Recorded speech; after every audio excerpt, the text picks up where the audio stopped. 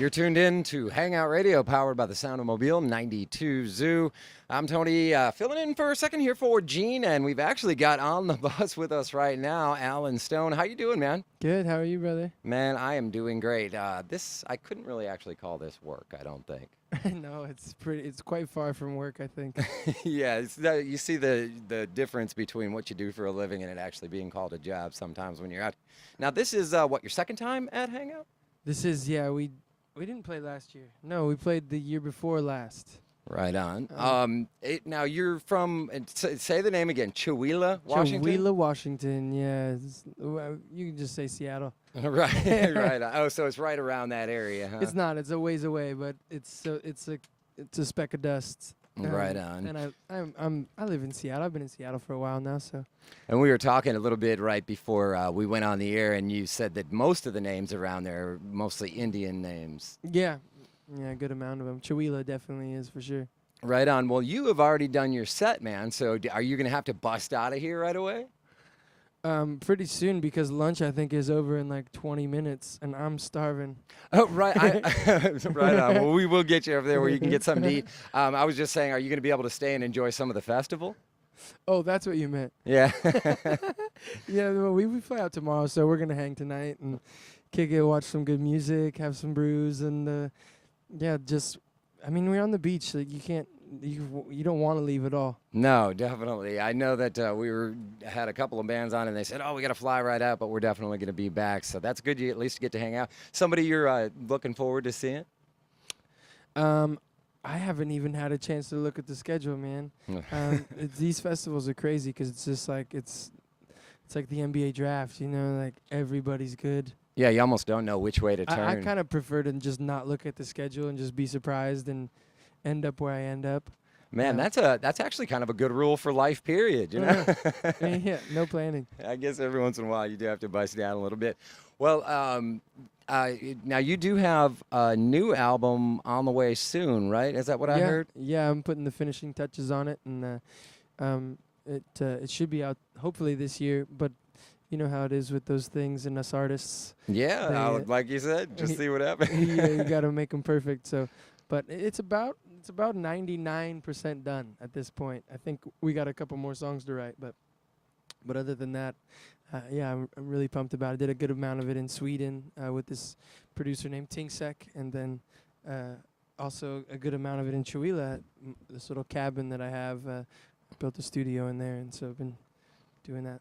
Right on. Now, you just said, you got to get it right, got to get it perfect. Do you consider yourself kind of a perfectionist, at least when it comes to that? Are you one of those people that just, even after it's done, are you going to be like, oh, man, I don't. Recorded music is tough for me. I like playing live because you don't have to hear it afterwards. Right. Recording's hard, man, because I'm my worst critic, and I don't like listening back to my own voice. Right, I know that feeling often. for sure. So it's a lot of fun. It's a good growth experience for me. I'm evolving and adapting, but I'm definitely proud of the recordings that we've done so far and the ones that will be released. Yeah. Now, with that disparity between live music and recorded music, have you ever talked yourself out of a song? Like sat there and been producing and went over it a couple of times and we're at that stage and still just like, man, now that I've heard this 15 times, it just ain't for me. Oh, yeah, totally. Yeah, that happens all the time. Right. It's like, what was I thinking with this song? Now, as far as this is one thing that always kind of interests me and everything. How is that process for you? I mean, are you you get a beat and something in your head, or is it the feedback from these live shows and stuff like that is your inspiration for your music? Yeah, I think it all comes from. I think music's really just all recycled, and so you pull from the sources that raised your musical prowess, I think. For me, I always want to think of the listener, and I always want to create a song and an experience for them that they can universally understand and connect with. All right. So lyrically, that's where that ends up typically, and melodically, I want to make sure that people can sing along to the song as well. Right on. Not too dumb, but not too smart. Well, it's pretty well documented, your early years and your connection to religion, and you're starting out with song in church and stuff like that. Now, do you feel that even though some of your viewpoints have changed on that, and I'm not putting words in your mouth, but doing some reading, you said that the more you study, the more you learn. Like with anything in life, your viewpoints have changed. Yeah. What do you think you took from that, though, even though it may not be as big of a part of your life? What do you think you Yeah. took from that as a child? I mean, definitely community for sure. Right. A sense of family and a moral compass without question.